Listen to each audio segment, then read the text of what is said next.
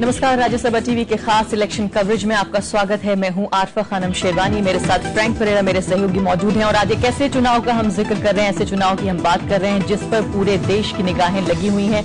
एक ऐसा चुनाव जो राज्य में हो रहा है लेकिन माना जा रहा है कि पूरे राष्ट्रीय स्तर पर जो है इसका सिग्निफिकेंस होगा, इसका महत्व होगा। और साफ तौर पर जिस तरह की टैली जो नंबर्स हमें नजर आ रहे हैं अभी, जेटीयू गठबंधन और साथ ही एनडीए गठबंधन, अभी भी कह सकते हैं कि बिल्कुल मुकाबला इतना नैरो, इतना कड़ा चल रहा है कि किसी भी वक्त किसी भी तरह से बैलेंस बन सकता है, बिगड़ सकता है। Well, indeed, of course, the figures have been yo-yoing back and forth, and initially we saw that, the BJP was surging ahead and was well in the lead. That was because the results were coming in from the urban pockets. Now, of course, as the results are trickling in from the rural centers, we can see that, that particular figure is somewhat balanced and is, it seems like a very close fight between the Mahagathbandhan and the NDA. Let's now bring you the headlines at the top of this hour. Counting of votes for Bihar Assembly underway. Grand Alliance takes early lead. BJP-led NDA not far behind. Hindustan Awam Morcha Chief Jitan Ram Manjhi leads on the Maktampur seat, says he is willing to become the Chief Minister if the proposal comes. Mixed fortunes for Lalu Yadav's family. Tejasvi trails in Raghopur. Tej Pratap leads from Mahua. And both BJP-led NDA and the JDU-RJD Congress Grand Alliance say that they are confident of victory.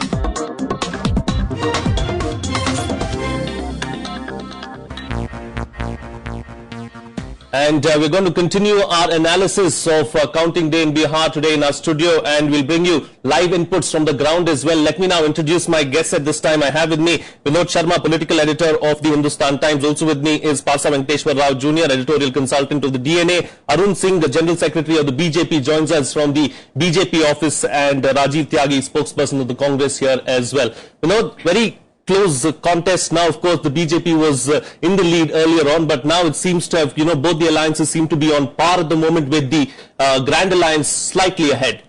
Of course, I think it's a seesaw battle, up and down both parties, depending on what time we are talking about. But I think that this election, regardless of whichever way it goes, will be a watershed election in Indian politics, whether BJP wins or whether the Mahagathbandhan wins. So wait for big changes across India once you get the final results. As I always say that, in our country, leaders who can make parties win single-handedly, and in this case it would be Modi. If they win, the BJP wins, then they are obeyed. Nobody questions them. And when it is applied to Mahagathbandhan, if they win, then you will see a massive mobilization against BJP across India. And the first halt of that mobilization would be the next election which comes now. Remember that both Mamata Banerjee and Arvind Kejriwal, two chief ministers who hadn't had a great relationship with the center under Mr. Modi, were had openly expressed support for Mr. Nitish Kumar in these elections. And if this election is won by the Mahagathbandhan, then in my assessment it will be a victory for Nitish's face and Lalu's base. And this is not to suggest that Nitish doesn't have support on the ground, but the bulk of support for the Mahagathbandhan came from the MY Social Alliance of Mr. Lalu Yadav. Both of them never addressed a rally together even once after Patna. Indeed. And so they were able to cover a lot of ground by addressing individual rallies, with Lalu having addressed about 275 and Nitish about 250 odd. A lot of rallies they did address, but Parsa, the heat is certainly going to be felt by Amit Shah and Narendra Modi if the Grand Alliance wins, doesn't it? It is true. The pressure would be on this apparently invincible duo who were dominating the BJP for the last 1 year, and it would be some sort of a reality check for them. But I think it would sober up the BJP's expectations to a great extent, and perhaps also correct the BJP's temper and mood at the central government while they take the decisions, and their approach might change in the next state elections. और शायद इसीलिए पार्षद जी बात हो रही है कि ये इलेक्शन एक राज्य का चुनाव है, उतना बड़ा राज्य भी नहीं है, उसके बावजूद भी कैसे इसके राष्ट्रीय स्तर पर असर देखा जा सकता है।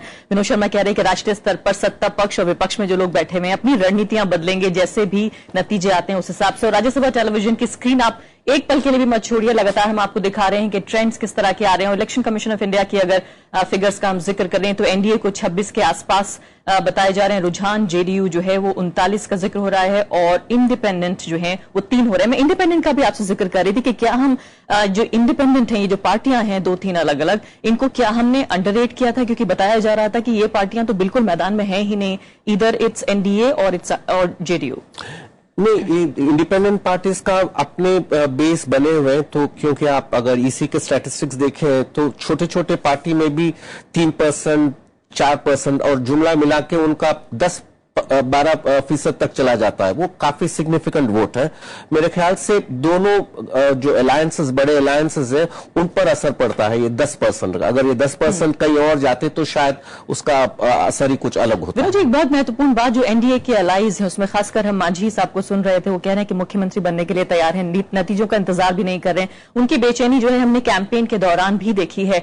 फिलहाल जो कह रहे हैं और जिस तरह के नतीजे आपको नजर आ रहे हैं या कहीं रुझान नजर आ रहे हैं, कितना मजबूत आपको लग रहा है कि एनडीए अपने अलाइज के साथ रहा है? एक हाइपोथेटिकल क्वेश्चन है, अगर बीजेपी जीत जाती है तो देखिए मांझी साहब अपने आप को बिहार का BSP movement MOMENT not movement मानते हैं। लम्हा है, कोई आंदोलन नहीं है।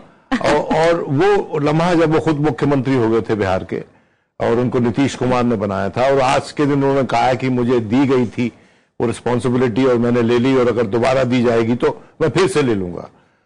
तो ये मैं समझता हूं कि कोई अजीब सी बात नहीं है, क्योंकि हर कोई राजनेता जो है सत्तारूढ़ होने के लिए ही राजनीति करता है। लेकिन भाजपा के लिहाज से अगर देखा जाए तो जी, इस बीच आपको जरा रोकना चाहूंगी, दर्शकों का ध्यान दिलाना चाहती हूँ स्क्रीन की तरफ, जिसमें जेडीयू जो गठबंधन है उसको 127 सीटों पर लीड नजर आ रही है और बीजेपी को 110 पर 17 का ये फर्क नजर आ रहा है। ये फर्क बदलता जा रहा है। आपने अच्छा इसको नाम दिया, आपने कहा कि सीसॉ लग रहा है, कभी इधर झुक जाता है कभी उधर। हाँ, तो मैं ये कह रहा था कि अगर भारतीय जनता पार्टी के लिहाज से अगर देखें, अगर उनको मुख्यमंत्री मनोनीत करना है उन्होंने तो भारतीय जनता पार्टी के लिए अपॉर्चुनिटी भी हो सकती है और एक तरह से डिसएडवांटेज भी हो सकता है। क्योंकि अगर आपको याद हो कि जब उनका टाई अप था उत्तर प्रदेश में मायावती के साथ, तो टूटा किस कारण से था? वो टूटा इस कारण से था कि उनकी जो व्यक्तिगत जो बीजेपी की और बीएसपी की जो सपोर्ट बेस है, वो उसमें एक सोशल लेवल पे कोई अलायंस नहीं बना, उन पे ताउन नहीं हुआ सोशल लेवल पे। तो इसलिए उसके चलते जो टॉप पे अलायंस हुआ उसका जमीन का उससे कोई सरोकार नहीं था। और एक वक्त आया कि अपने कॉन्स्टिट्यूएंट्स को खुश रखने के लिए भाजपा ने वो संबंध तोड़ा। अब देखने वाली बात ये है कि बिहार में जहां अगड़ों की पार्टी, हालांकि लालू जी ने कहा और वो उचित नहीं था, लेकिन सच्चाई ये है कि फॉरवर्ड कास्ट का जो वोट है करीबन 16%, जिसमें कि राजपूत, ठाकुर, भूमियार, ब्राह्मण और कायस्थ और जो वैश्य समाज है वो आते हैं। 16% जो वोट है वो एकजुट होकर बीजेपी के साथ लगा हुआ था, जिस तरह से यादव, मुस्लिम और कुर्मी दूसरे गठबंधन के साथ लगे हुए। और अगर देखें कि जितनी सीटें मिली हैं, जितना दिया गया है लोग कैंडिडेट्स को, उसमें भी अगर बीजेपी 40% सीट जो बीजेपी की थी वो फॉरवर्ड कास्ट को मिली। 40% सीट बीजेपी की 85 सीट फॉरवर्ड कास्ट को उन्होंने दी है और इस बात पे थोड़ा सा रोष था। दूसरी बात ये कि भारतीय जनता पार्टी का एक भी डिस्ट्रिक्ट प्रेसिडेंट पिछड़ी जाति का नहीं है ऑर्गेनाइजेशन लेवल पे। ये बहुत महत्वपूर्ण बात है। और मैं समझता हूं कि ये एक आत्मघाती बात थी ऐसे समाज में जहां पर आइडेंटिटी अभी भी हावी है। ये बात अलग है कि महत्वाकांक्षाएं लोगों की बढ़ रही हैं, वो अच्छा जीवन चाहते हैं और वो नौकरी चाहते हैं, वो अगर किसान खेत में काम कर रहा है लेकिन विनोद जी, जो आप कह रहे हैं उसके बावजूद भी अगर इस टैली तक भी बीजेपी पहुंच रही, नतीजे में पता नहीं आधे घंटे में शायद ज्यादा अंदाजा होगा, तब भी बड़े कमाल की बात है। देखिए, मैं एक बात समझने की कोशिश की है, ये बात सच है। देखिए, अगर 110 भारतीय जनता पार्टी तो जीत की आस लगा रखी थी ना, वरना इतने विस्तृत स्तर पर प्रधानमंत्री की व्यक्तिगत साख की इन्वेस्टमेंट का निवेश हमने आज तक किसी प्रांत के इलेक्शन में नहीं देखा। बिल्कुल। और बीजेपी के लिहाज से सही भी था। जी जी। बीजेपी के जनरल सेक्रेटरी अरुण सिंह इस वक्त हमारे साथ मौजूद हैं, उनसे हम जानने की कोशिश करते हैं। दिल्ली से ही वो हमारे साथ मौजूद हैं। अरुण जी, आप किस तरह की खबरें सुन पा रहे हैं? बिल्कुल जिस तरह से विनोद शर्मा कह रहे हैं कि सी-सॉ वाली स्थिति हो रही है, कभी लगता है इधर पड़ रहा झुक गया है तो कभी उधर ऊपर हो जाता है। देखिए, पहली बार हमको लगता है बिहार में एक बाईपोलर कंटेस्ट रहा है और बाईपोलर कंटेस्ट दो गठबंधनों के बीच में रहा है। पहले क्या होता था कि ट्रायंगुलर कंटेस्ट, 4 कॉर्नर कंटेस्ट रहे हैं। इस बार एक तरफ एनडीए, एक तरफ महागठबंधन। और जब ऐसी चुनाव की स्थिति होती है तो 1-2% से 10-20 सीटों का फर्क पड़ता है। जैसे हमने छत्तीसगढ़ में देखा, छत्तीसगढ़ में दो पार्टियों के बीच में चुनाव, 0.7% का भारतीय जनता पार्टी को एज मिला और भारतीय जनता पार्टी की 10 सीटें से अधिक विधानसभा में आई। हमको 51 मिला, उनको 39 मिला। इसलिए इस बिहार का जो नतीजा आ रहा है, जो ओवरऑल आएगा, इसमें बड़ा इंटरेस्टिंग होगा कि अब जो बाइपोलर कंटेस्ट बिटवीन दो गठबंधन के बीच में हो रहा है, इसमें थोड़ा सा भी 2% भी जो वोट 1% में जिसको अधिक मिलेगा जिस गठबंधन को, उसको 20-25 सीटों में अंतर आएगा। मुझे पूरा विश्वास है, we are confident also that we are going to form the government. You say you're going to form the government, Arun Singh, but would you at least concede? Would you concede that the celebrations in Bihar in your party headquarters were a little premature? वो कार्यकर्ता अति उत्साह में करते हैं। कार्यकर्ताओं ने कह दिया कि भारतीय जनता पार्टी का एक ऑर्गेनाइज वो प्रोग्राम नहीं था। अब हर व्यक्ति को आजादी है, कार्यकर्ताओं को आजादी है, लेकिन मेरा इतना कहना जरूर है कि यह बिहार का जो चुनाव था, हमने गवर्नेंस का मुद्दा उठाया, हमने विकास का मुद्दा, हम बिहार में लोगों को पढ़ाई, कमाई और दवाई की चिंता किए। और जो पूरा का पूरा लालू प्रसाद यादव जी है, उस गठबंधन की पूरी कैंपेन रही है, वह विकास का नाम लालू प्रसाद यादव जी ने एक शब्द भी नहीं बोला, एक बार भी नहीं बोला। पूरा का पूरा उन्होंने कम्युनल और एक जातियों के बीच में उसको एक तरफ अरुण जी, अच्छा होता कि बात पढ़ाई, कमाई और दवाई पे होती, लेकिन दुर्भाग्यपूर्ण तरीके से जो है ऐसा हुआ नहीं। बहुत कम सुनने को मिला। बहुत अच्छा नारा है, बहुत बेहतरीन नारा है, लेकिन इसकी आवाज जो है कहीं ना कहीं दब गई और दूसरी चीजें जो शायद सामने नहीं आनी चाहिए थी वो हमें आती हुई नजर आई। भी कांग्रेस पार्टी से पूछ लेते हैं कि वो इस वक्त पर क्या नर्वसनेस है अभी, या जैसे आप कह रहे हैं कि आप बहुत कॉन्फिडेंट हैं। हमारे साथ फिलहाल राजीव त्यागी स्टूडियो में मौजूद है। राजीव जी, ये बताइए कि फिलहाल आपको किस तरह की खबरें मिल रही हैं? अभी भी कुछ नहीं कहा जा सकता। अर्फा जी, बिहार की राजनीति, बिहार के चुनाव के परिणाम देश की राजनीति तय करेंगे कि देश की राजनीति किस तरफ जाएगी, देश किस तरफ बढ़ेगा। और मैं मुतमईन हूं इस बात को लेकर के कि बिहार के लोगों ने पहले भी 1992 में देखेंगे आप, तो जिस तरह से रथ यात्रा रोकी गई थी, तो कम्युनल डिवाइड को रोकने के लिए रथ यात्रा रोकी गई थी। उसके बाद अगर आप देखेंगे तो, और अभी आप पूर्व में चले जाएंगे, बिल्कुल पास्ट में चले जाएंगे, तो बिहार महावीर की धरती है, भगवान बुद्ध की धरती है, और बिहार वो प्रदेश है जहां से अशोक ने मगध साम्राज्य का विस्तार किया और एक गौरव बताया। अभी भी जो है ना, देखिए अरुण सिंह जी बोल रहे हैं ना कि हमने चुनाव प्रचार डेवलपमेंट का रखा, ये अभी भी झूठ बोल रहे हैं। देखिए, जीत हार राजनीति में चलती रहती है। डेवलपमेंट से शुरू करके, मैं लास्ट सेंटेंस कह रहा हूं, मैं डेवलपमेंट से शुरू करके अगर चुनाव पाकिस्तान पे पहुंच जाए, डेवलपमेंट से शुरू करके चुनाव अगर गाय पे पहुंच जाए, तो चिंता का विषय है। नहीं, मुद्दों पे हम बात करेंगे राजीव जी। अभी दर्शक जो जानना चाहता है वो ये कि किस तरफ नैया बह रही है, हो क्या रहा है, अभी खबरें किस तरह की आ रही हैं, आपको कहां से खबर मिल रही है और कैसी खबरें मिल रही है? बिहार का जो डीएनए है, उस डीएनए में सहिष्णुता है। उस सहिष्णुता के लिए अगर वो धार्मिक सहिष्णुता को बढ़ाने का काम करेंगे तो महागठबंधन जीतेगा, उसमें स्पष्ट है बिल्कुल। क्योंकि जो इंटॉलरेंस की राजनीति है, धार्मिक रूप से इंटॉलरेंस जो बढ़ता जा रहा है देश में, वो चिंता का विषय है। किसान आज परेशान है, पूरे देश का मिडिल क्लास आज इसलिए परेशान है कि महंगाई बढ़ रही है। अगर इन मुद्दों पे चुनाव हुआ तो निश्चित रूप से महागठबंधन जीतेगा उसमें। अरुण जी, मुझे ये बताइए बहुत ईमानदारी से कि नतीजे जिस भी तरफ जाते हैं, क्या ये माना जाए कि ये केंद्र की सरकार पर रेफरेंडम होगा? अगर आप जीत जाते हैं तो क्या ये माना जाए कि 1.5 साल में जो भी काम हुआ वो सही दिशा में जा रहा था, ऐसे ही आगे बढ़ना है अगले 3.5 साल तक? नहीं, देखिए, अभी मैं आपको बता रहा हूं, आसाम का बाई इलेक्शन हुआ, हम जीते। राजस्थान के में लोकल बॉडीज का चुनाव हुआ, हम जीते। लेह लद्दाख में लोकल बॉडीज का चुनाव हुआ, हम जीते। पोर्ट ब्लेयर में चुनाव हुआ, अभी 10 दिन पहले रिजल्ट आया, हम जीते। हर जगह भारतीय जनता पार्टी के लोकल बॉडीज के चुनाव तो भारतीय जनता को सफलता मिल रही है। यहाँ का जो सुनिए, बिहार की राजनीति, बिहार का चुनाव, जैसा मैंने कहा, एक बाइपोलर दो गठबंधनों के बीच में पूरा चुनाव कंटेस्ट था। 1-2% वोट इधर से उधर होने पर रिजल्ट कहीं भी जा सकता है, और वही हमको लगता है ये देखने को मिलेगा। केंद्र सरकार की उपलब्धियां, केंद्र सरकार इतना अच्छा काम कर रही है। हम पोर्ट ब्लेयर में, अंडमान निकोबार में जाकर लोकल बॉडीज में क्यों जीते? हम गोवा में क्यों जीते?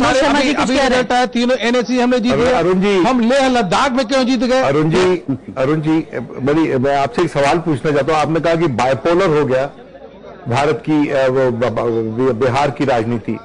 सर, उस पर संदेह है मुझे, क्योंकि ये तो दो फ्रंट्स लड़ रहे थे, उसमें विभिन्न पार्टियां थी। आपके यहाँ 4 पार्टियां थी और उनके यहाँ 3 पार्टियां थी।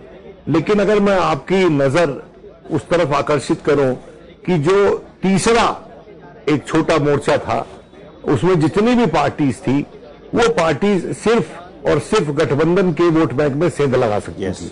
भले ही आप उसको OIC का नाम लें, समाजवादी का नाम लें, NCP का नाम लें, पप्पू यादव का नाम लें, ये सारे चारों के चारों जो हैं, ये वोट कटुआ जो बोलते हैं बिहार में, वो थे। और इनका जो ground Vinod, because Misha Bharti, the daughter of Lalu Prasad, is addressing of the media. Let's listen into what she has to say.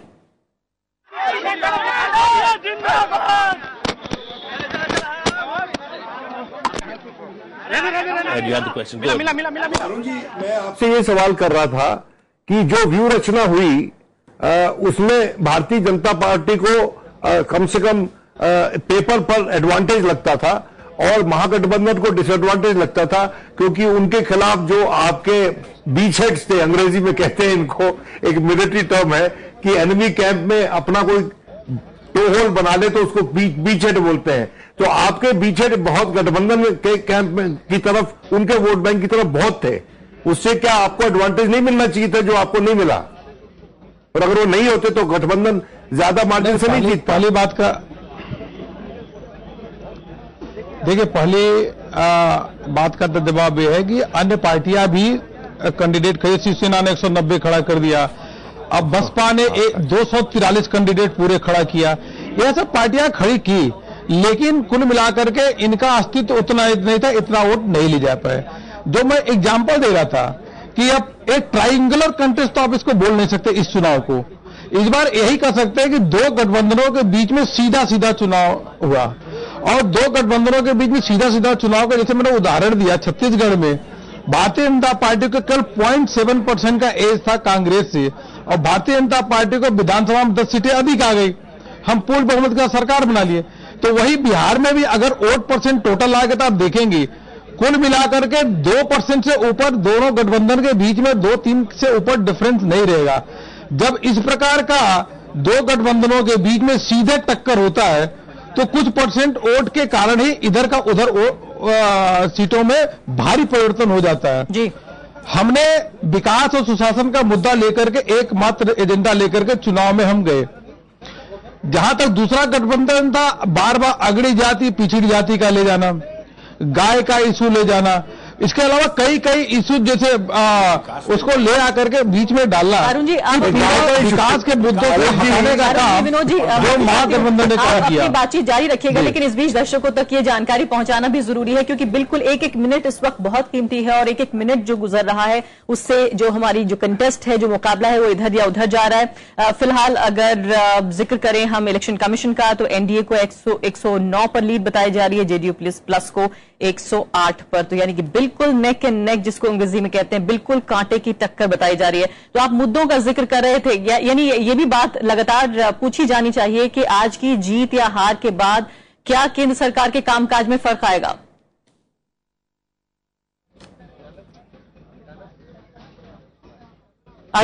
Before we go to Arun Singh, I'm just quoting some numbers from the Election Commission website now. 92 seats being declared by the Election Commission, 58 to the Grand Alliance, 30 to the NDA and 4 to the Independents. So the Election Commission data, these are not declared seats, these are trends that are coming in right now. Declared seats will be in a short while from now. But Parsa, looking at this, it looks like it's going to be a landslide victory for the Grand Alliance, looking at the Election Commission website and the figures that they are declaring at the moment? It does look like that if these are any indications of the whole trend.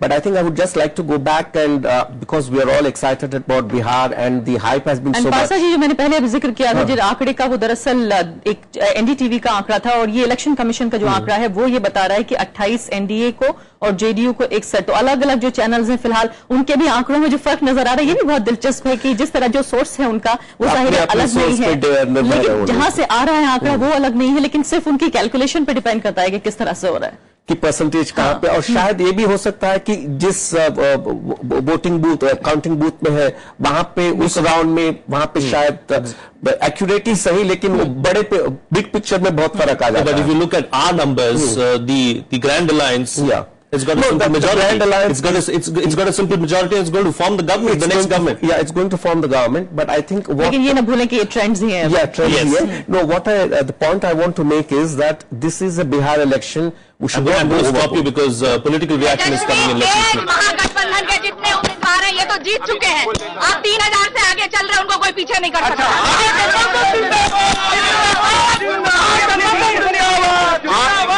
तेजस्वी के हारने की सुनिए, नहीं, बिल्कुल सब जीत रहे हैं। आज सुबह से टेलीविजन स्टूडियो में आप तो कम से कम परिवार के ऊपर उंगली नहीं आपको उठानी चाहिए मीडिया की तरफ से, क्योंकि महागठबंधन जीत रही है। महागठबंधन में तेजस्वी तेज प्रताप भी हैं और वो 3000 वोटों से आगे चल रहे हैं। अब उनको कोई पीछे नहीं कर सकता है। आप बिल्कुल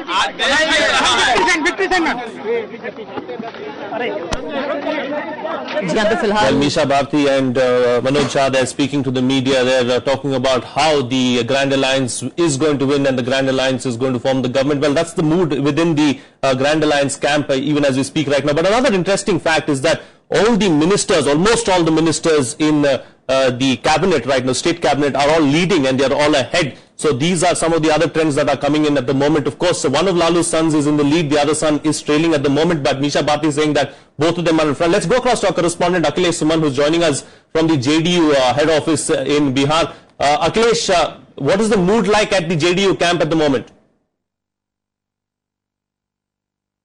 Actually, after 10 a.m., JDU leaders are very upbeat, and they are telling indeed they are going to win the election. But what is they are seeing the future?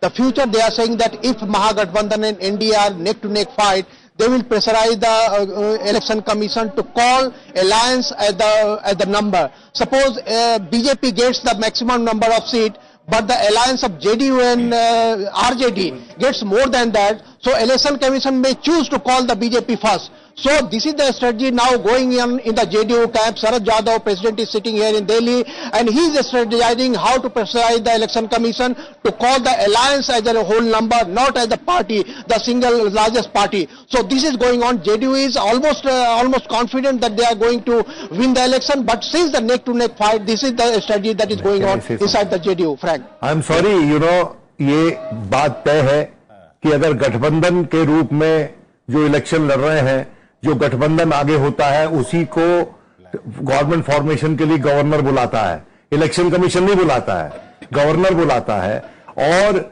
लिखित तौर पे गवर्नर को ज्ञापन दिया जाता है। Hold on, because Sharad Yadav is addressing the media. Sharad Yadav is addressing the media. Let's listen in. इसमें साधन जो थे, मनी बैग जो था, उसका बहुत बड़ा रोल था और पूरी भारत सरकार वहां कैंपेन कर रही थी, प्रधानमंत्री कैंपेन कर रहे थे, पूरी पार्टी के मुख्यमंत्री वहां कैंपेन कर रहे थे। इसके बावजूद भी बिहार की जनता ने, गरीब लोगों ने सब तरह की चीजों को पार करके इस चुनाव में ये इतिहास में दीवार पर लिख दिया है कि इस देश का चुनाव साधन और पैसे और थैली पर नहीं हो सकता, अफवाह से नहीं हो सकता। ये देश हमेशा के लिए कम्युनलाइज नहीं किया जा सकता, इसमें धर्म के आधार पर बांटना। जी हाँ, फिलहाल शरद यादव को आप सुन रहे थे। हालांकि बातें बड़ी बड़ी जरूर हो रही हैं और प्रीमेच्योरली जरूर नेता अभी तक रिएक्ट कर रहे हैं। अगर देखा जाए, एक तरफ कभी कभी बीजेपी के खेमे में खुशी नजर आती है, वहां पटाखे छोड़ने लगते हैं, तो उधर जो है प्रेमेच्योर तरीके से हमने देखा है कि गठबंधन के नेता भी अपनी बातें जरूर कह रहे हैं। मुद्दे अपनी जगह बने रहेंगे जीत और हार के अलावा, लेकिन अभी भी कहना बहुत मुश्किल है। हालांकि फिलहाल जो ट्रेंड्स नजर आ रहे हैं वो कम से कम जेडीयू गठबंधन के लिए उत्साह भरने वाले हैं। फिलहाल हम देख सकते हैं, आप राज्यसभा टेलीविजन स्क्रीन पर लगातार नजर बना के रखिए, हरे रंग में जो हम आपको दिखा रहे हैं 135 सीटों पर जेडीयू गठबंधन को फिलहाल बढ़त मिलती हुई नजर आ रही है और 101 जो है वो बीजेपी गठबंधन नजर आ रहा है। तो फिलहाल अगर देखा जाए एक तरह से जो अभी तस्वीर आधा घंटा पहले तक हम देख रहे थे जो बिल्कुल लगभग बीजेपी के फेवर में नजर आ रही थी, अब उसमें बदलाव नजर आ रहा है। अगर दूसरे चैनल्स का भी हम जिक्र करें, क्योंकि ये महत्वपूर्ण है कि अलग अलग सोर्सेज से, अलग अलग स्रोतों से हम आपको बताते चलें कि किस तरह से अलग अलग आंकड़े आ रहे हैं। आईबीएन का अगर हम जिक्र करें फिलहाल तो एनडीए को 88 सीटों पर बढ़ा, तो जेडीयू को 140 सीटों पर बढ़त बताई जा रही है। और अभी मैं एबीपी पर देख रही हूं जहां के नीतीश गठबंधन को 122 सीटों पर और नरेंद्र मोदी गठबंधन यानी कि बीजेपी गठबंधन को 93 सीटों पर बढ़त बताई जा रही है। यानी अभी भी जो फाइट है, जो मुकाबला है, वो बिल्कुल नजदीक का मुकाबला है। लेकिन विनोद जी, बहुत महत्वपूर्ण आप बात कह रहे थे कि अगर ये बिल्कुल नजदीक पहुंच जाता है तो क्या होगा? देखिए, मैं जैसे बता रहा था आपको कि जो बड़ा गठबंधन है उसको न्योता दिया जाएगा गवर्नर के द्वारा, क्योंकि ये मिलकर शुरू से इलेक्शन लड़े हैं। ये अकेली पार्टी तो कोई इलेक्शन नहीं लड़ी। और सुप्रीम कोर्ट का ये जजमेंट है मुंबई केस में कि strength has to be proved on the floor of the house.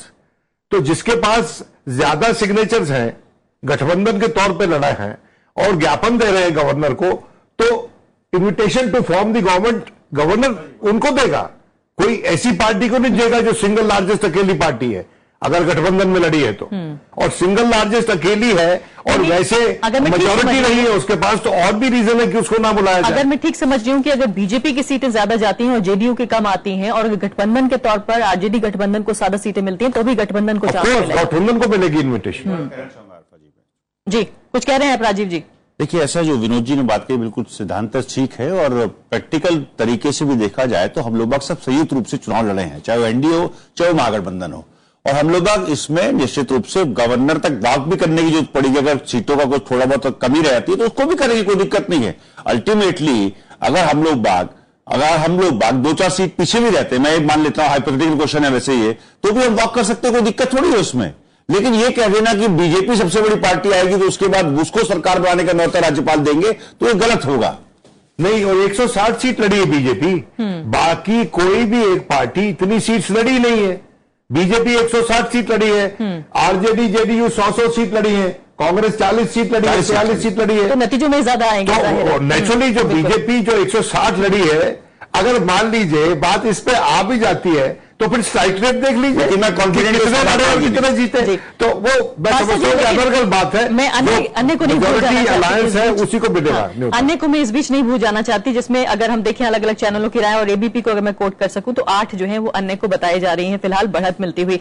क्या आपको लगता है कि ऐसे वक्त में जहां के सिर्फ दो तरफा जो है लड़ाई हो रही थी और वाकई बहुत ही एक तरह से कहा जाए कि बहुत पैशनेट इलेक्शन ये रहा है, इसमें भी अगर ये अन्य दल जो है, चाहे वो एमआईएम का हम जिक्र करें या हम समाजवादी पार्टी को देखें, बीएसपी को देखें, तो ये अगर ला पाए हैं 1-2 सीटें तो वाकई ये इनके कैंडिडेट्स की सीटें हैं ना कि पार्टियों की। नहीं, उनके पार्टियों के सीट भी कहा जा सकता है। दूसरी बात यह है कि ये हाँ। इसलिए कि ये जो अलायंसेस लड़े हैं वो आइडियोलॉजिकल पोलराइजेशन पे लड़े हैं। जो छोटे छोटे पार्टी हैं वो असर्ट ये कर रहे हैं कि आइडियोलॉजी के अलावा सेगमेंटल इंटरेस्ट, सेक्शनल इंटरेस्ट भी उतना ही इंपॉर्टेंट है जितना आइडियोलॉजी है। एनडीए और महागठबंधन का जो साफ जाहिर से कहे नहीं कि दोनों डेवलपमेंट के बारे में बात करते हैं, क्योंकि महागठबंधन वाले सोशल जस्टिस बताए और एनडीए वाले लेकिन बात यह है कि ये फैसिज्म वर्सेस आइडियोलॉजी की एक सब टेक्स्ट है वहां पर। उस सब टेक्स्ट के अलावा दूसरे पार्टीज ये कह रहे हैं कि दूसरे भी आवाज है, दूसरे भी लोग है, दूसरों के भी इंटरेस्ट है, अपने स्टेक्स है। मेरे ख्याल से वो बहुत अच्छा पॉलिटिकल डाइवर्सिटी का एक बहुत। अरुण जी, ये बहुत महत्वपूर्ण सवाल है, अगर आप हमारे साथ मौजूद हैं और ये बार बार पूछा जाना चाहिए कि जिस तरह से पूरा जो डिस्कोर्स है, जो पूरी बहस है, वो एक तरह से नजर आई कि जैसे जेडीयू गठबंधन जो है वो सिर्फ जाति की बात कर रहा है और बीजेपी गठबंधन जैसे सिर्फ विकास की बात कर रहा है। हमने हालांकि इस हद तक भी देखा कि मीडिया में भी जिस तरह से रिपोर्टिंग हुई है, जिस तरह से बातें हुई हैं, विनोद जी जिस तरह से ओपिनियंस लिखे गए उनमें भी ये बात सामने आई है कि इधर विकास वर्सेस जाति की बात हो रही है। क्या ये कामयाबी रही? बहुत विनम्रता से कि मैं तो स्वयं बिहार गया था और बहुत से हमारे साथी बिहार गए थे और उसमें जो बहुमत था वो ये था कि भाई गठबंधन को बढ़त हासिल है। और मैं थोड़े लिमिटेड पीरियड के लिए गया था, तो मैं ये कहता था कि अगर भारतीय जनता पार्टी जीतेगी तो मैं सरप्राइज हो जाऊंगा, और गठबंधन जीतेगा तो मैं कुछ आश्चर्यचकित नहीं होऊंगा। देखिए, ये जो लड़ाई थी इलेक्शन की, इसमें हमको पता था कि किस तरफ जा रही है, लेकिन जो एग्जिट पोल्स थे उन्होंने बहुत भारी कंफ्यूजन क्रिएट किया, और पता नहीं क्यों ये कंफ्यूजन हुआ। हम बहुत सी बातें सुन रहे हैं जिनको टेलीविजन पर नहीं कहा जाना चाहिए, लेकिन वो इशारा एक ही तरफ करती है, इंटॉलरेंस की तरफ इशारा करती है। और कोई भी, मैं समझता हूं, विनोद जी, लेकिन ये सर्वेस का खेल तो ये भी है एग्जिट पोल्स का कि बाजार को फायदा हो जाता है शुरुआती, और उसके बाद जो भी जीतेगा है। बाजार सट्टा मार्केट परस्पर कह रही थी कि एनडीए आ गए, और आखिर में बंबई से आवाज निकली कि गठबंधन आ गए। और फिर मैं आपको बताता हूं कि जो हमें कुछ पता चला है कि एग्जिट पोल्स जिस तरह से रॉ मटेरियल, जो रॉ डाटा था, उसको उस तरह से प्रस्तुत करने में कुछ लोगों को प्रॉब्लम थी, लेकिन वो ठीक है, उन्होंने अपनी साख दांव पे लगाई। इसमें एक भी जो दो गठबंधन, जो दो एग्जिट पोल ठीक होते हुए नजर आ रहे हैं, वो श्रेय ले सकते हैं कि भाई हमने एग्जिट प्रेडिक्शन किया 135, और ये वाला जो आंकड़ा है, ये दो एग्जिट पोल ऐसे थे जो उनकी प्रेडिक्शन के नजदीक है। It's not just the Satta market or the exit polls, even the brokerages, last week, changed everything around. And when there was this talk in the air that Gathbandhan may win, the market fell, they tanked, Yes. about 250 points, Yes. if I'm not wrong, Yes. So देखिए, ये सब बातें अलग हैं। बिहार में एक व्यक्ति हमको नहीं मिला जो ये कह रहा हो कि नीतीश कुमार ने काम नहीं किया, लेकिन उसके साथ लेकिन भी जोड़ते जाते थे। लेकिन वो जोड़ते, कुछ सबको को जोड़ता था कि भाई लालू जी के साथ नहीं जाते। मेरा ये मानना है व्यक्तिगत तौर पे, देखिए अलायंसेस बनती बिगड़ती रहती है, दोस्ती बनती बिगड़ती रहती है पॉलिटिक्स में, लेकिन अगर लालू के साथ नीतीश जी गठबंधन नहीं करते तो सूखे पत्ते की तरह उड़ जाते। तो सूखे पत्ते की तरह इस इलेक्शन में उड़ जाते। हम डिस्कशन अगले और भी समय तक जारी रखेंगे, लेकिन फिलहाल जो आंकड़ा है वो जेडीयू को 77 सीटों पर बढ़त और एनडीए को 43 सीटों पर बढ़त बता रहा है इलेक्शन कमीशन ऑफ इंडिया, और जो बाकी अन्य दल हैं उनको 5 सीटों पर। और फिलहाल फ्रैंक, हमें तो ब्रेक लेना होगा। We have to slip into a break. Thank you so much, gentlemen, for being a part of us on the program. But we're going to slip into a short break now. Qurban Ali and Neelu Vyas will take the show forward from Patna in our studio in Patna. Stay tuned for that.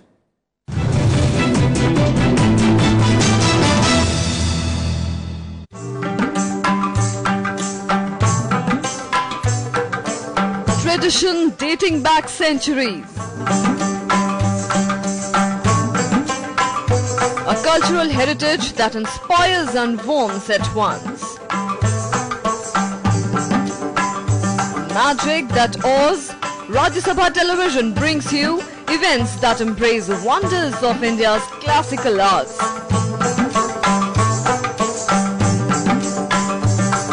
Conversations with the biggest names in the culture and music. Rajya Sabha Television, democracy at work.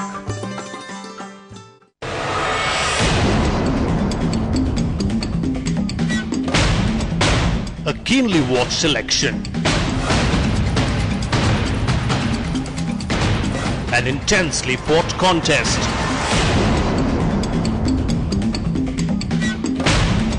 Bihar has cast its vote. Now it's time for the verdict. Minute by minute results. Incisive analysis. On-the-spot reports. Those who represent them turn to lure the voters. 55% of voting turned out. Rajya Sabha TV brings it to you live. Also very famous and prestigious. One stop for the day. Good evening, you're watching Verdict 2015. Watch non-stop coverage of the election tally whole day only on Rajya Sabha Television.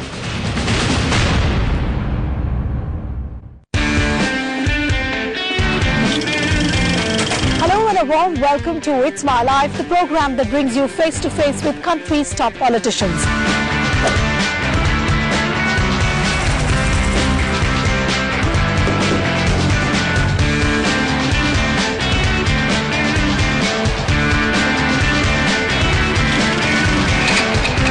I've been flying for a very long time. It's a passion of mine. You miss the Western outfits. Absolutely, I do. I have always been telling her, wear Punjabi suit. You can't be a successful MP without your wife. I can't be successful anything without my wife. मैं तो चला जिधर चले रास्ता. My wife, Dr. Prachi, was also prisoner in the other prison. अगर मैं बोलूं मिठाई, कराची हलवा, कॉमेडियन, जाने वाला. Join a journey to know your leaders better on It's My Life, only on Rajya Sabha television. आजादी के बाद कैसे बदला परिवेश, कैसे बनी संसद, कैसे उठा देश. When the world sleeps, India will awake to life and freedom. कौन थे वो लोग जो दे गए हमको शानदार विरासत, लोकतंत्र की मजबूत इमारत. Rajya Sabha television.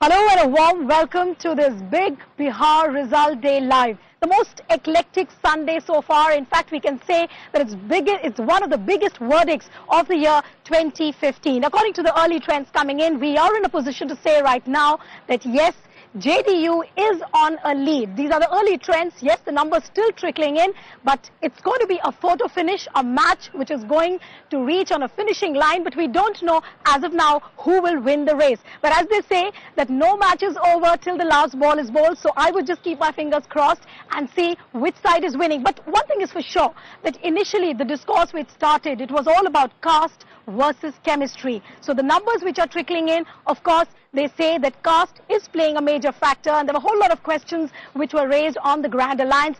Those questions and those answers seem to be silenced for now. Kurban, what do you have to say? अब मुझे लगता है कि फिंगर क्रॉस करने का वक्त निकल चुका है. नीलू, बहुत साफ दिखाई दे रहा है. 35 से 40 सीटों का अंतर आ रहा है और इसमें मुझे नहीं लगता कि बहुत ज्यादा परिवर्तन होगा. हालांकि हमें अंतिम नतीजों का इंतजार करना पड़ेगा. 2 बजे तक के बाद मुझे लगता है कि तस्वीर साफ होगी, जब सभी नतीजे तकरीबन आ जाएंगे और उसके बाद ही अंतिम रूप से कुछ कहा जा सकेगा. लेकिन इससे पहले कि हम इस पर चर्चा करें, मैं अब यहाँ जो बिहार विधानसभा में राज्यसभा कार्यक्रम, राज्यसभा टेलीविजन की इस विशेष प्रस्तुति में बिहार विधानसभा से हमारे साथ एक पैनल मौजूद है. हमारे साथ हैं जनता दल यूनाइटेड के नेता सैयद अब्बास, हमारे साथ हैं भारतीय जनता पार्टी के नेता नंद किशोर यादव और हमारे साथ हैं वरिष्ठ पत्रकार संजीव वर्मा और अजय कुमार, माफ कीजिएगा नवल किशोर यादव साहब हैं भारतीय जनता पार्टी के. नवल जी, क्या अभी भी कुछ आपको संशय है, अभी भी कहीं कोई आपको दिक्कत दिखाई दे रही है? Let me interrupt you here. We have a panel which is waiting at the Delhi studio as well. Let me introduce the viewers to them. We have Parsa Venkateshwar Rao Jr., who is the editorial consultant DNA. He is joining us from the Delhi studio. We have Vinod Sharma, who is the political editor Hindustan Times. He is also joining us from Delhi. Shyam Jaju from the BJP headquarters and Rajiv Tyagi, Congress spokesperson from Delhi. I welcome all of you. Kurban, go ahead. जी, मैं नवल किशोर जी आपसे जानना चाह रहा हूं कि अब चूंकि तस्वीर बहुत साफ हो गई है, 35 से 40 सीटों का फर्क साफ नजर आ रहा है रुझानों की अगर हम बात करें तो क्या मानेंगे कि अब राष्ट्रीय जनतांत्रिक गठबंधन एनडीए जो आपके नेतृत्व में चुनाव लड़ रहा था हार रहा है? नहीं, देखिए ये रुझान है जी, ये परिणाम नहीं है. परिणाम और रुझान में फर्क होते हैं. बहुत ज्यादा फर्क नहीं होता. नहीं होता है. आप मॉर्निंग में देख रहे थे जहां 4 पर गठबंधन थे जी, महागठबंधन, वहां हम 16 पर थे जी. अंतराल अभी उससे बढ़े नहीं है जी. और जो ये तस्वीर आहिस्ते आहिस्ते साफ होगा जी, तब इस पर चलिए अभी आप मानने को तैयार नहीं है अपनी हार. मानने का बात नहीं, लोकतंत्र में मानने से कोई बात नहीं, तो जानने का वक्त आ गया. आप ये तो मानोगे कि साइकोलॉजिकल एडवांटेज इस समय जेडी को है, ग्रैंड अलायंस को, ये तो आप मानोगे? निश्चित जो रिजल्ट आ रहे हैं जी, उसमें है ही नहीं कहने का कहाँ सवाल उठता है. लेकिन ये अभी भी रुझान है, ये परिणाम नहीं. संजीव वर्मा साहब, टेलीग्राफ के आप विशेष वरिष्ठ पत्रकार, आप काफी दिनों से बिहार के चुनावों पर नजर रखे हुए हैं. आपको क्या लग रहा है कि जो रुझान आ रहे हैं वो आपके अनुसार एक्सपेक्टेड लाइंस पे है या कुछ बदलाव देख रहे हैं? मेरी समझ है काउंटिंग 14 राउंड मिनिमम 14 राउंड्स में होते हैं. मैं बात कर रहा था पॉलिटिशियंस से जिन्हें काउंटिंग का पास्ट एक्सपीरियंस है, और वो बता रहे थे अपने एक्सपीरियंस से कि अभी हार्डली 3 राउंड हुए होंगे, 2 या 3 round. So majority of the votes still to be counted. So are you hinting at the fact that it's too early to write off any alliance? You cannot do that. मतलब मुझे ऐसा लग रहा है कि IPL has taken over the election as well. अच्छा ठीक है. Ajay Kumar, people are dying to celebrate.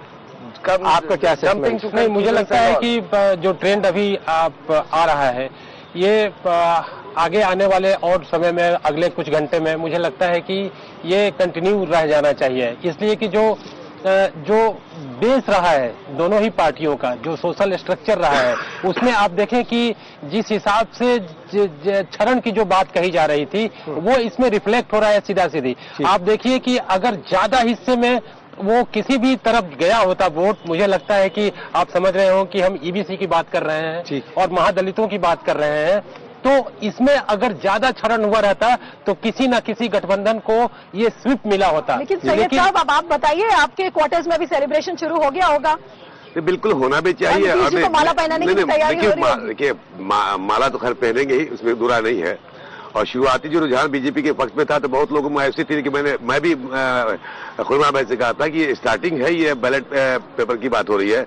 और मैं शुरू से मैं कह रहा था कि जो जमीनी सतह में कम से कम मैं अपनी जाती तौर पर 50 से 60 असेंबली कॉन्स्टिट्यूंसी बाई रोड मैंने दिखा है. और जो जमीनी सतह पर जो समीकरण बन रहा था नीतीश कुमार का काम 10 साल का, चाहे माने विपक्ष माने या ना माने, जो ही मजाक उड़ा ले अलग बात है, जो जमीनी सतह पर नीतीश कुमार का 10 साल का काम था, औरतों में एक था कि भाई हमने आरक्षण दिया, फिर दूसरे नौजवानों को साइकिल दिया और लड़कियों को दिया, और एक उनकी बात पर जनता यकीन करती कि जो कहता है बंदा कुछ न कुछ करता है, ये यकीन था. इस आधार पर हमारे साथ दिल्ली में श्याम जाजू, भारतीय जनता पार्टी के वरिष्ठ नेता मौजूद है. श्याम जाजू साहब, मैं आपकी प्रतिक्रिया जानना चाहूंगा कि क्या आप शालीनता के साथ हार स्वीकार करेंगे या अभी भी आपको कुछ चमत्कार होने की उम्मीद है?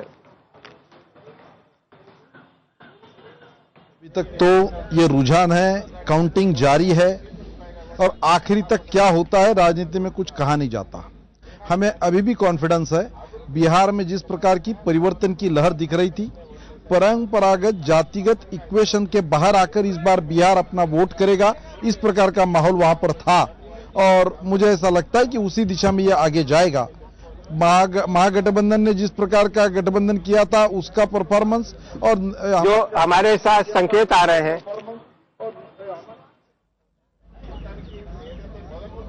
घंटे से, जो ट्रेंड्स हैं, जो संकेत मिल रहे हैं, उनमें कोई बहुत बदलाव नहीं है. इसके बावजूद आपको किस बात से उम्मीद दिखाई दे रही है? वहां हमारे रैलीज को जिस प्रकार का समर्थन था, पूरे देश से बिहार का जो नागरिक जिसको पलायन करना पड़ा, वो जिस उम्मीद से वहां पर आया था और जिस प्रकार का लोगों को लग रहा था कि बिहार जो पिछड़ा हुआ है उसको आगे लाने के लिए बिहार को परिवर्तन की जरूरत है, इस प्रकार का माहौल वहां पर था. तो निश्चित रूप से मुझे ऐसा लगता है कि उसका भी कुछ असर रहेगा और काउंटिंग आखिरी होने तक हमें इंतजार करना चाहिए. But Shyam Jajuji, Neelu Vyas this side from the Patna studio. What I want to ask you is that BJP was supposed to be an upper caste party which was trying to woo the backwards, and the entire political discourse was backwards versus forwards. Would you concede to the fact at this point of time when the numbers are still trickling in, and you yourself are saying that you're quite hopeful of NDA winning this entire election, would you not concede at this point of time that your upper caste vote has slightly drifted towards the Grand Alliance? Would you not concede at this point of time according to the numbers which are coming in? आज देश के scenario में सबसे पिछड़ा हुआ प्रदेश कोई होगा तो वो बिहार है. सबसे ज्यादा पलायन किस प्रदेश से होता है तो वो बिहार है. तो मुझे ऐसा लगा कि इस बार के बिहार के चुनाव में अलग इक्वेशन के आधार पर लोग वोट करेंगे, लोग विकास के बारे में सीरियसली सोचेंगे और बिहार जिसमें इतना आगे जाने का पोटेंशियल है वो बिहार इतना पीछे क्यों रहा है, इसके बारे में भी वहां पर चिंतन होगा. इसी आधार पर हम कह रहे थे कि बिहार में निश्चित रूप से एनडीए की सरकार आएगी, जो भाजपा के नेतृत्व में एनडीए सरकार करेगी. और जहां तक काउंटिंग पूरा हो रहा है तब तक कुछ भी हो सकता है, पर बिहार जो पिछड़ा है उसका बेसिक चिंतन इस बार जितनी ज्यादा चर्चा और चिंता उस पर हुई है, मुझे लगता है कि इसके पहले नहीं हुई है. आज तक बिहार जातिगत इक्वेशन के आधार पर ही अपना परफॉर्मेंस करते आया है. इस बार अलग उम्मीद होने की उम्मीद है। Shyamji, what you are saying is you are stating the matter of the fact situation. I'll come to you later. Let me bring in Sanjeev here. According to the socio-economic indicators which are prevailing in Bihar, the most ironic point which I have seen over the last 2 months has been that the political parties have tried to talk about development in the initial phase and later on polarize the whole thing, but no one has dealt along with the basic issues, the basic sanitation issues, the basic socio-economic indicators. They have not been discussed except for the Nitish Ka Saath Nishchay and the way it was projected. But the other parties in the fray, that includes RJD of course, is not talking about the basic issues. Don't you think that that was an oddity of the entire election? To an extent, yes. But if you see the track record of Nitish Kumar, he has been a development-oriented leader. In the past 10 years, he ushered in remarkable development in Bihar. No one can deny that. And on the eve of elections, he came up with his 7-point agenda. Right. And he was the only politician from the Grand Alliance side who kept on repeating his words. If you see his 2012 resolve of improving the power situation which he has made in front of people in the Gandhi Maidan on the occasion of Independence Day, he had promised to improve the power situation, and he did. But on the power situation, I will stop you here. I was talking about... One second, let him answer on this. Naval Kishore ji, power situation पे आप लोगों ने बिल्कुल गलत आका बिहार को, आप इस बात को मानोगे? नरेंद्र मोदी जी ने अपनी हर रैली में बोला कि बिजली आई। रैली से लोगों ने बहुत ज्यादा ये नहीं, कुछ बहुत ज्यादा रिएक्शन नहीं हुआ था। तो बिजली के मामले को लेकर कहीं ना कहीं NDA did not gauge the situation properly. नहीं, देखिए आज भी ये सत्य बात है कि बिजली पहुंचे नहीं है, और जहां बिजली पहुंचे हैं वहां सिर्फ बल्ब जलाने के लिए पहुंचे हैं राजीव गांधी विद्युत योजना से। किसानों के आज आप जाके देख लें, आज दलहन का समय है, उनके खेत कवर गए हैं और उनको बिजली नहीं है कि वो पटाखे दलहन और तेलहन की खेती कर सकते हैं। तो ये बात देखिए, लोकतंत्र में बहुत सारे फैक्टर्स, लेकिन इसके लिए तो आप भी जिम्मेदार है ना। 8.5 साल तो आप भी उस सरकार में शामिल थे, ये 1-1.5 साल में तो नहीं हो गया ना। लेकिन नीतीश जी हमारे 8.5 साल के साझेदारी को मानते नहीं। देखिए, सबॉर्डिनेट होना और हेडेड करना दोनों दो बात है। हमने जब तक उनके साथ रहा उस प्रोफाइल को आप देखेंगे, और जब हम अलग हुए उस प्रोफाइल को देख लीजिए तो आपको पता चलेगा कि हम जब थे। आपके हिसाब से there is a whole lot of difference between Nitish 1 and Nitish 2। Syed ji से पूछ लेते हैं, आपको कोई डिफरेंस नजर आ रहा है between Nitish 1 and Nitish 2? Tell me. देखिए, नीतीश 1 नीतीश 2 सवाल इस बात करें, जो इनकी बात में जवाब दे दूं। इनके 25 साल की बात करते हैं और सीधा थोपते हैं कि नीतीश का राज था। प्रधानमंत्री तो आपके भी हैं। नहीं, इनके प्रधानमंत्री भाजपा का है। आते तो बोलते, उस वक्त ये नहीं कहते कि बाइफरकेट नहीं कहते कि 8 साल हम थे। जब क्रेडिट लेने की बात आती कहते हम साथ थे। भाई मैं चैलेंज करता हूं, अभी मैं बिहार के सरजमीन का अर्बन एरिया, रूरल एरिया का रहने वाला आदमी हूं। मेरे गांव में जो है आज के डेट में 16 घंटा बिजली, जो आज से 10 साल पहले नहीं थी, 16 घंटा बिजली आज मिलती है। कहीं ये फोन लगा के बता सकता हूँ। नहीं, आप टीवी चैनल पे बोलना बोल दीजिए आप।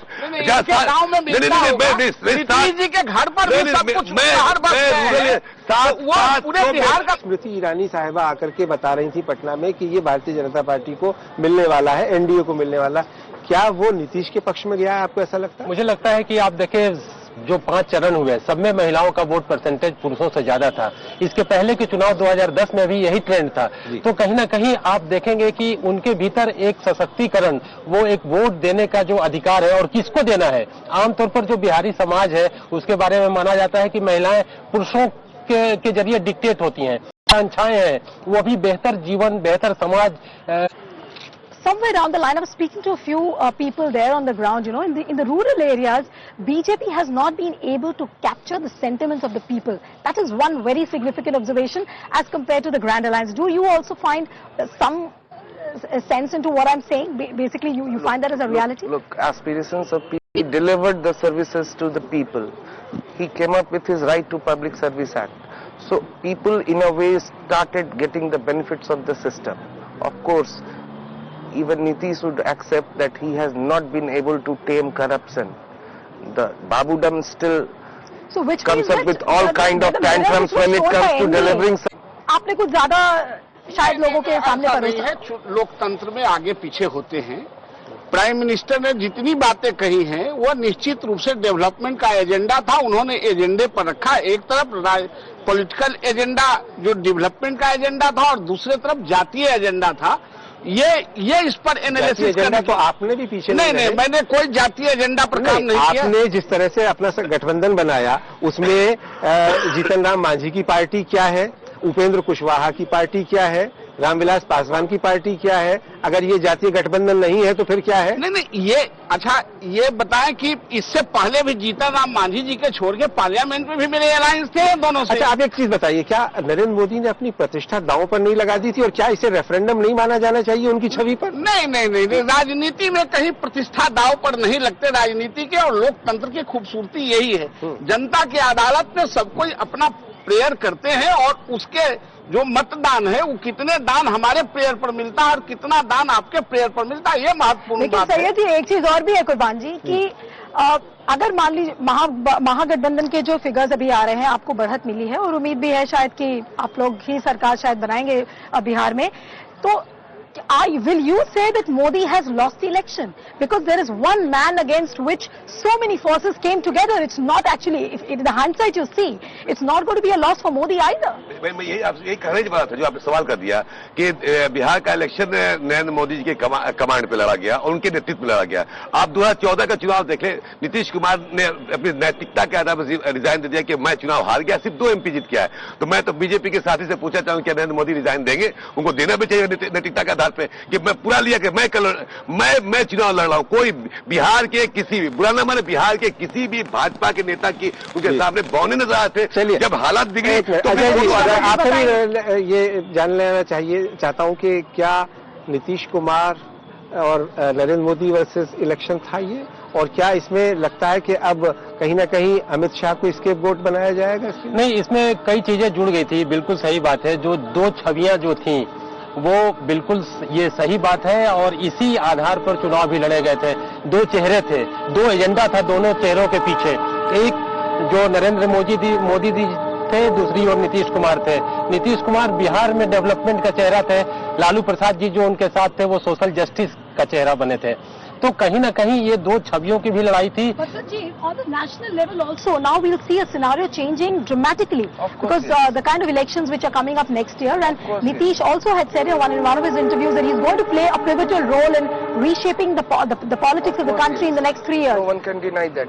There is going to be an introspection based on the trend so far. If BJP loses, results are not theirs. I'm just presuming BJP is losing. So if BJP loses, introspection is bound to take place. BJP would have a relook at its strategy. Point 2, Nitish Kumar and Lalu Prasad joining hands ahead of this election, coming up with a united force is going to set a trend for the rest of the elections. करना होगा। बहुत बहुत शुक्रिया अजय जी आपका, नवल जी आपका और सैयद अफजल अब्बास साहब इस चर्चा में जुड़ने के लिए। एक बार फिर अपने दर्शकों को बता दें कि इस वक्त ताज़ा तरीन जो रुझान है, ये रुझान है, अभी नतीजे नहीं है, लेकिन इन रुझानों से अगर कोई निष्कर्ष आप निकाल सकते हैं तो वो ये कि जनता दल यूनाइटेड, राष्ट्रीय जनता दल और कांग्रेस का महागठबंधन 145 सीटों पर आगे चल रहा है, जबकि बीजेपी के नेतृत्व वाला एनडीए गठबंधन 88 सीटों पर आगे चल रहा है और 10 सीटें अन्य के खाते में जाती हुई दिखाई दे रही हैं। फिलहाल बिहार विधानसभा चुनावों की ये तस्वीर उभरती हुई नजर आ रही है। हम आपके साथ बहुत जल्द फिर शामिल होंगे इस चर्चा में, लेकिन अभी आपको वापस दिल्ली लिए चलते हैं। वहां से इस चुनावों पर आप हमारी ये विशेष प्रस्तुति और चर्चा सुन सकेंगे, देख सकेंगे। नमस्कार।